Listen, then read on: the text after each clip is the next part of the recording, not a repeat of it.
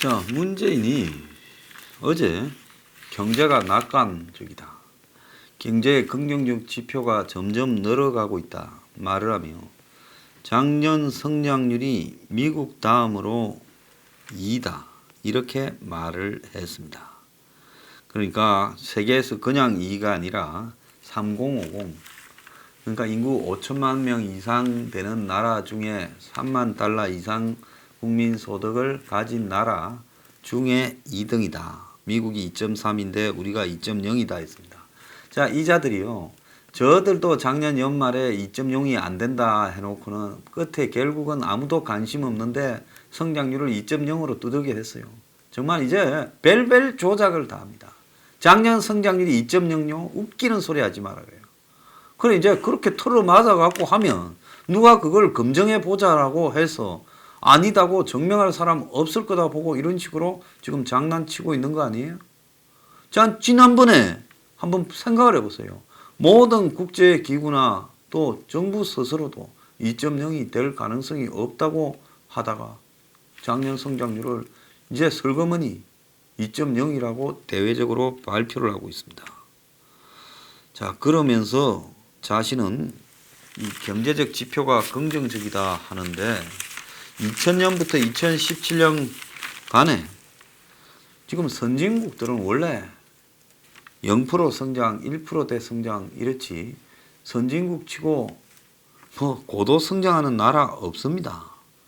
그래서 한국이 2000부터 2017년간 3050 클럽 7개 나라 중에서 3번 빼고는 항상 1위였다라고 이야기가 나오고 있는 겁니다. 그래서 3050 클럽이라는 나라가 많은 것도 아니고 7개밖에 없어요.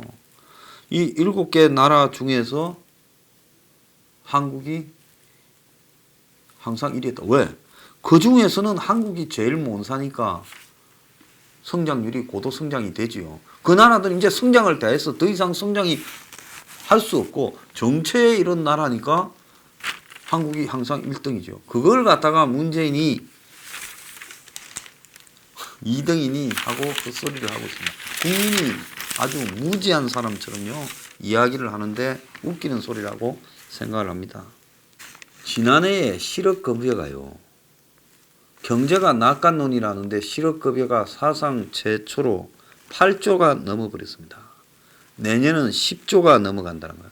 경제가 낙관적인 나라에서 무슨 놈의 실업급여가 8조가 넘어가는 나라가 어디 있습니까?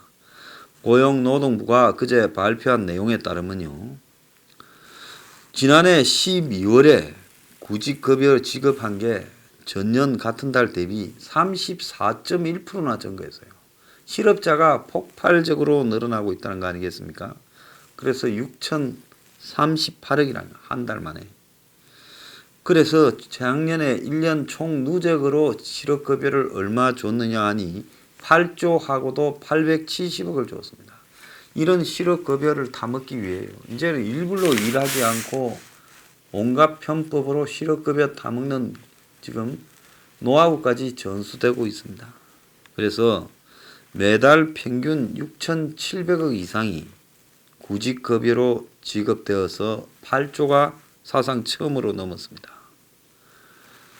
고용부는 올해 7조 1,828억 정도를 지급하려 했는데 고용부는 작년에 원래 7조 1,828억, 처음에 이것도 많다 했죠. 근데 7월 달에 이미 5조가 넘어가 버린 거예요. 오, 큰일 났다 싶어가지고 추경에 3,714억을 8월 1일 날 더 편성했는데, 그래서 기금 고갈 우려까지도 지금 나왔고, 그래서 작년에 이거 틀어막는다고 시급했다는 겁니다. 또 다른 계산에서는 작년에 구직급여가 최종적으로는 8조 3,402억이라는 이야기까지 지금 나오고 있습니다. 그러니까 세금만으로 지금 구직급여 충당이 어렵다고 보고 고용보험료 요율도 인상했는데요. 그래 봤자 지금 턱없이 이걸 충당하기에는 부족합니다. 이 구직급여 지급액은 그야말로 노동시장의 사정을 정확하게 보여주는 거라고 보이는데요. 문정권 3년 차인 2019년부터 폭정을 시작했다는 겁니다. 1월 달에 첫 달 기록으로 6천억을 넘어서 처음으로 넘어서 6,256억을 기록하고 4월 달에는 7,382억을 기록해서 한 달 기록으로 처음으로 7천억이 넘었다는 겁니다. 근데 7월 달에는 7,589억으로 또 사상 최고액을 경신했어요. 7천억이 넘은 달만 4, 5, 7, 8월 달 넉 달이라는 겁니다. 자, 이런데 올해 이게 10조가 훨씬 넘을 건데 이런데도 문재인은 경제가 좋다고 이야기를 하고 있습니다. 근데 이런 복지를 한다고 이것이 그야말로 은발의 오줌 누기밖에 안 되는데 돈은 돈대로 없어지고 매우 비생산적입니다. 그런데 이런 실업급여를 유지를 해서 가는 것이 과연 필요하냐. 차라리 이게 좀 생산적인 용도로 사용되어서 실제 필요한 사람들을 돕는 것이 훨씬 더 낫지 않겠냐 이런 생각도 해봅니다. 어제 문재인이요. 부동산 강력한 대책을 끝없이 내놓겠다. 일부 지역 부동산 가격 상승은 원래 수준 절반 정도로 원상 회복돼야 된다. 이렇게 뭐 이야기를 하고 큰 소리를 뻥 쳤지만은 그러면 집안 사고 기다릴 거야 이렇게 물으니까 거기는 또 말을 흐렸습니다. 자, 그런데 중요한 거는 서울의 도심 집값이 44%나 뛰었다는 거예요, 한 해에. 그래서 글로벌 도시 중에 상승률에서 44.2%로 1위를 기록했습니다. 홍콩이 29.3%, 싱가포르이 10.6%, 런던이 마이너스 25.3 내려갔다는 거죠. 베이징이 23, 뉴욕이 14, 파리가 16, 도쿄가 마이너스 5.6인데 한국의 도심 아파트 가격 상승률이 세계 주요 도시 중에서 가장 가파르고 가격 자체도 4배로 비싸다는 겁니다. 평당 가격으로 환산했을 때 런던 가격이나 한국 가격이 거의 비슷하다. 1위가 홍콩이고 2위가 싱가포르인데 이 두 개는 도시국가입니다. 그래서 원래 비싸고 좋은 주택이 한정이 되어 있기 때문에 좀 예외적이라고 보면 세계에서 제일 비싼 데가 런던인데 런던하고 거의 비슷해요. 조금 위인데 런던이. 자, 이게 정상인가 하는 겁니다. 그래서 미국 뉴욕, 프랑스 파리, 일본 도쿄 등 세계적인 도시보다 서울 집값이 더 앞섰다는 겁니다. 서울 도심 아파트 가격 평균이 평당 5,831만 원으로 조사 대상 390개 도시 중에 4위를 기록했다는 거예요. 2016년만 해도 14위인데 문재인 출범 3년 만에 탑 5 안에 들어가 버렸습니다. 기준 3년 동안 도심 아파트 가격이 44.2%가 올랐다는 거예요. 그래서 이 상승률로 보면 세계 1위 홍콩 29.3보다도 더 하고 밴쿠버 32%도 앞섰습니다.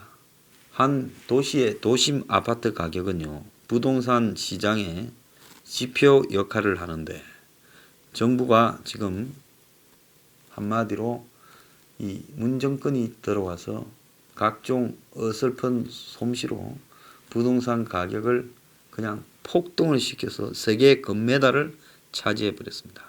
그러다 보니 민주당 의원 한 명은 서울에 80성짜리 아파트를 짓자. 그러니까 용적률, 건폐율 등을 이렇게 풀어주면 규제 완화를 해주자, 부동산에. 그러니까 보수 언론들이요, 옳은 말이라고 찬성하고 나섰습니다.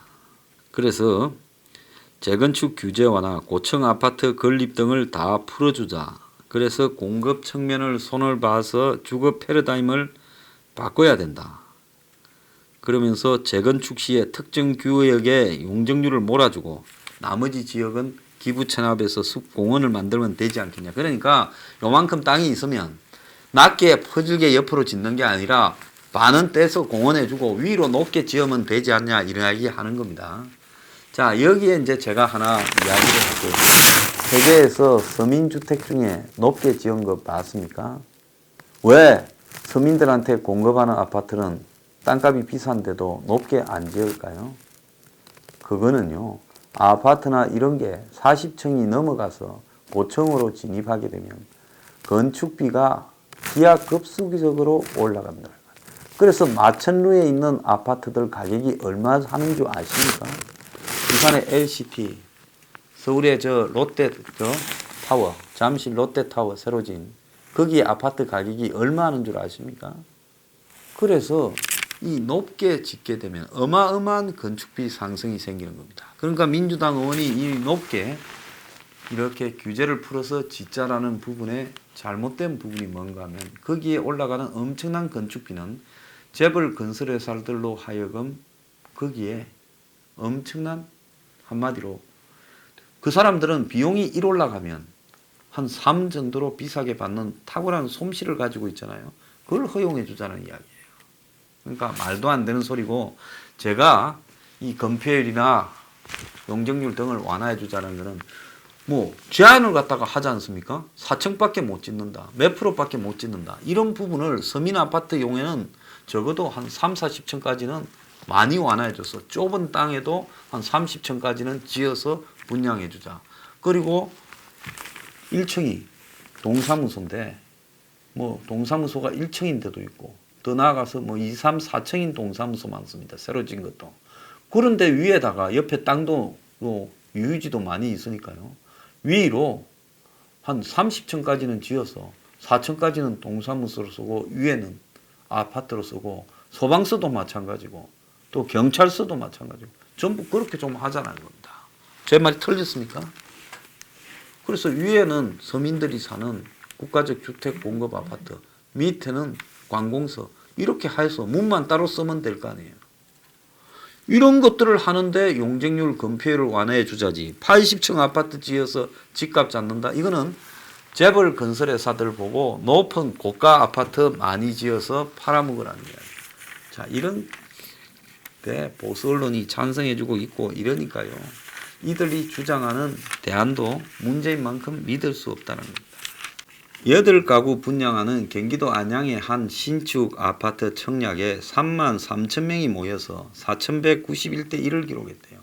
이제 집값이 용인 수지도 올라가고 뭐 인천도 올라가고 광명도 올라가고 과천도 올라가고 이제 주변으로 9억짜리 미만으로 또 다 올라가고 있답니다. 9억짜리 미만이 막 한 달 사이에 1억 올랐다고 해요. 지방 서울 위성 도시예요. 웃기는 짓을 하고 있습니다. 자, 왜 이렇게 청약 자격 제한이 없는 무순위 청약이라는 변수도 있지만은 이렇게 상한가 시행 이후에 새 아파트에 다 몰려들었냐. 당첨되면 로또로 돈 번다고 생각하고 전부 달라들었다는 겁니다.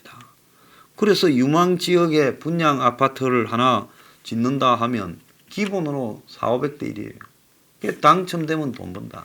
이게 정상입니까? 이런 거 당첨 신경 안 쓰고 국민들이요 휴일날 그냥 쉬고 집은 그냥 상식 수준에서 국가가 좀 공급하고 평당 6, 700으로요. 이런 나라가 정상이지 않습니까? 그리고 좋은 아파트에 살고 싶은 사람은요. 민간이 무슨 지어서 팔든가 그건 알아서 하고요. 이런 국가적 주택 공급을 하면 사라질 이런 일들을 안 하면서요. 전 국민들을 온 이런 부동산 투기판에요. 전부 관심을 가지도록 만들고 있습니다. 자, 이게 정상적인 나라냐. 왜 문은 이거 못합니까? 어제 또 절대 이런 거 한다 말 안 해요. 결국 문의 배경에 보면 이 부동산 투기로 돈을 버는 계층과 문재인의 이해관계가 일치하는 측면이 반드시 있을 것이다. 세월이 지나면 저는 밝혀질 거라고 생각합니다. 저렇게 검찰까지도 지 마음먹으면 해체할 수 있는 사람들이 왜 국가적 주택 공급을 주택토지공사나 이런 것들을 좀 다듬어서요. 그래서 정부가 땅을 사서 그 땅에다가 원가로 지어서 공급을 하면 충분히 이 주거난이 끝날 건데 이걸 안 하고요. 뭐 끝없이 강력한 부동산 대책을 내놓겠다고 이렇게만 이야기하고 있고 또 보수는요.